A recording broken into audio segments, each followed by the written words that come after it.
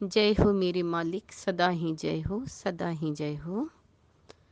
आप सभी को कोटि कोटि नमन। आप सभी मेरे अपने हैं। आज मैं फिर आपसे कुछ शेयर करने आ गई। गुरु मेरे सभी बड़े, अपनी अपनी ठोर, शब्द विवेकी पार की सो माथे का मोर। ये मेरे ज्ञान गुरु नितिन साहब जी बार बार सत्संगों में बोलते हैं। ये चीज़ बहुत ज़्यादा इंसान को प्रेरित करती है, सिखाती है कि सबका रिस्पेक्ट करना चाहिए, चाहे कैसा भी गुरु हो। छोटी क्लास के गुरु हो, नर्सरी क्लास का गुरु हो, कॉलेज का हो, कैसा भी गुरु हो जिससे आपने बहुत कुछ सीखा है, हमें उनका रिस्पेक्ट करना चाहिए। हम बड़ी क्लास में चले गए तो ऐसा नहीं कि हम छोटे गुरु हमारे लिए ख़राब हो गए, हम उनका रिस्पेक्ट नहीं करेंगे। नहीं, उनका भी रिस्पेक्ट करना चाहिए।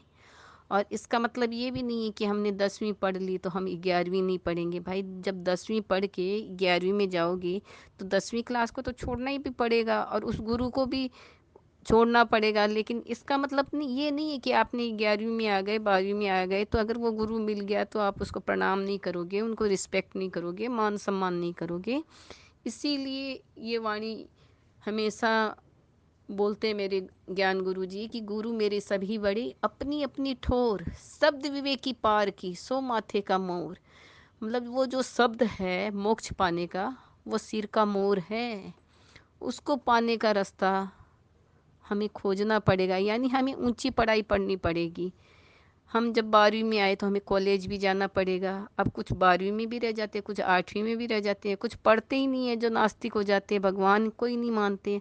तो कम से कम जो छोटे छोटे गुरु है, जो भी ज्ञान गुरु है, कुछ नहीं से तो वो सिखाते हैं, वो नास्तिक तो नहीं बनाते हैं। वो भगवान की तरफ भावना तो भरते हैं, प्रेरणा तो देते हैं, भाव तो जगाते हैं परमात्मा की तरफ, नास्तिक होने से तो बचाते हैं।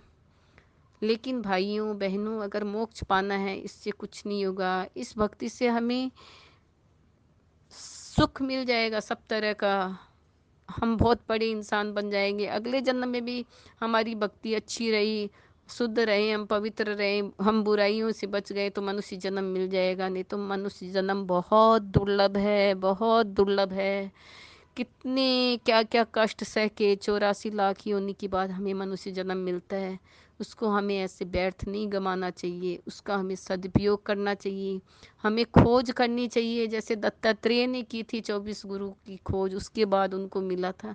तो हमें भी अगर आगे की पढ़ाई पढ़नी है तो हम एडमिशन तो हमें आगे लेना पड़ेगा ना, ऐसे तो नहीं होगा। आप 10वीं में हो, 11वीं में हो, कॉलेज में जाओगे या ऊंची क्लास में जाओगे, एडमिशन तो लेना पड़ेगा ना। तो इसका मतलब ये नहीं है कि आप पिछली क्लास को आप पकड़ के रहोगे। पिछली क्लास को पकड़ के रहोगे तो आगे कैसे बढ़ोगे? आगे आप बढ़ ही नहीं सकते। तो जब एडमिशन ऊपर क्लास की लेनी पड़ेगी तो नीचे की क्लास को तो छोड़नी पड़ी, स्वाभाविक बात है। हम पढ़ाई में भी ऐसे ही करते हैं। वैसे ज्ञान, अगर आपको ऊंची कोटि का ज्ञान चाहिए, आपको अगर मोक्ष का मार्ग चाहिए, तो उसके लिए आपको अलग ज्ञान समझना पड़ेगा और अलग आपको विधि अपनानी पड़ेगी, पिछली सारी विधियां छोड़नी पड़ेगी। इसमें आपका कोई धर्म परिवर्तन नहीं हो रहा है।